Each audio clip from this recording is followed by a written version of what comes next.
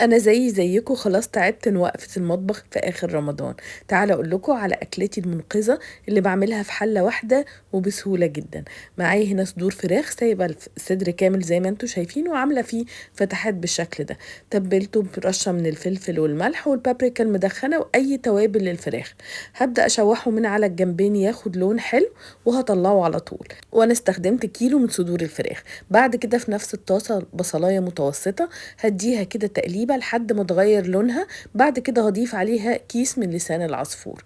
هفضل اقلبهم مع بعض لحد ما ياخدوا لون ذهبي حلو. وبعد كده هنضيف باقي الاضافات، نص معلقة من الثوم. وعشان نخلي اكلتنا متكاملة بضيف جزر مبشور، 2 جزراية كبيرة، كرفس وفلفل حار او اخضر ده اختياري. وكمان بتبل بملح وفلفل واي توابل للفراخ بتحبوها او متوفرة عندكم. طبعا هنقلب كل ده مع بعض، والتقليبة دي عشان نمزج كل النكهات مع بعض كويس. عايزة اقول لكم الريحة خطيرة.